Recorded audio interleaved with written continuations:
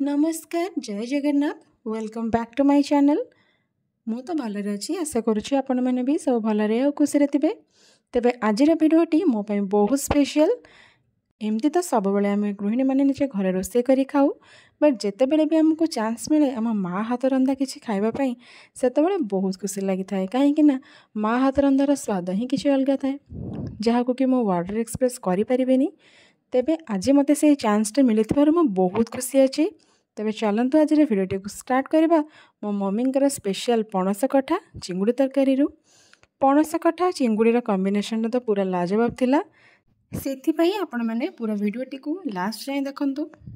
एठी आमे पणस को काटिकी भल भाव में लुण हलदी देकी ताकू सिझाई छाड़ देइथिलु। एबे हमर पणस भल भाव में सिझी जाइछि। नेक्स्ट आमे गोटे कड़ाई नेबा, सेतिरे किछि तेल पकेदेबा। तेल टिके गरम हो गला परे सेतिरे एमती कटा हिथिया पियाज पकेकी ताकू टिके समय पई भाजी देबा। पियाज आमर भल भाव में भाजी होगला परे सेतिरे आमे चिंगुड़ी पकेदेबा। चिंगुड़ी की आमे आगुरु भल भाव में धोईकी लुण हलदी गोलेकी रखी देइथिलु ताकू आमे पकेकी ताकू टिके समय पई भाजीबा। चिंगुड़ी भाजिला बेले आमर गैस रो फ्लेम मीडियम रहिबो। एबे देखंतु चिंगुड़ी सब भल भाव में भाजी हो जाइछि। आमे आगु गोटे प्लेट को काटी देबा।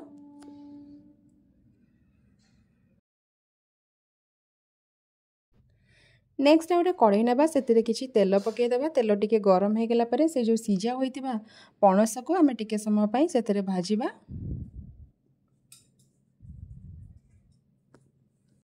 एबे यह भल भाव में भाजी हो गलानी ताकू गोटे प्लेट को काटी देबा।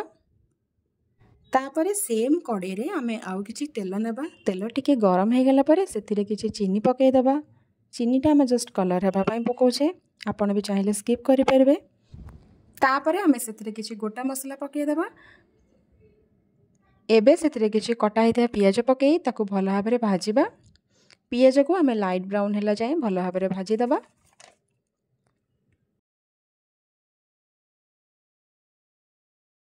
एठी हमर पियाजर कलर चेंज हो गलानी। एबे आमे सेतिरे लंका गुंडा पकेदेबा। तापर आमे अदा रसुन पेस्ट दे देबा आ ताको 5 ରୁ 10 मिनिट भल भाव में फ्राए हेबा पई छाड़ देबा। एबे हमर ई मसला भल भाव में कसी हो गलानी। एबे सेतिरे आमे किछि कटा हिथिया टमाटो पकेदेबा। टमाटो मसला रे मिसिबा जाए भल भाव में कसी देबा। एबे एठी हमर मसला रो तेल छाड़ी गलानी तो आमे एबे भजा हिथिया चिंगुड़ी पकेई ताको आउ टिके समय पई से मसला रे कसी देबा।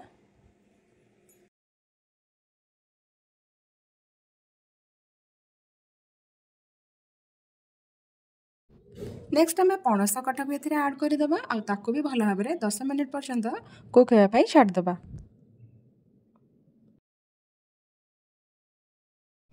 एबे आमे एथिरे किछि चिकन मसला पकेई देबा।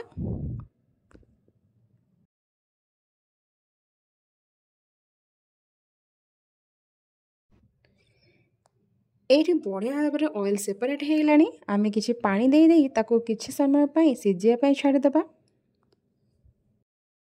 एबे आमे एथिरे किछि स्वाद अनुसार लुण पकेई देबा आ ताको टिके समय पई फटिया पई छाड़ी देबा। देखंतु एठी हमर पणस कठा चिंगुड़ी तरकारी बनिके पूरा रेडी हो जाइछि। एठी तो सुंदर बास्ना आसले ना, बास्ना है नहीं पूरा घर महकी उठी जाउतला। आ आपण माने बिलीव भी करि परिबेनी ए पणस कठा चिंगुड़ी तरकारी बहुत ही टेस्टी बनिथिला। आपण माने समस्ते पक्का घरे ट्राई करंतु आ रेसिपीटी केमती लागिला निश्चित भाव में कमेंट रे जणांतु। जदि मोर ये भिडियोटी आपण माननको भल लागि थाए तेबे लाइक करिवे आ जदि मो चैनल को सब्सक्राइब करि नाहंती ताहले मो चैनल को सब्सक्राइब करिवे। रहुची जय जगन्नाथ। देखा आउ गोटे फ्रेश वीडियो रे। Good bye. Thank you for watching my video.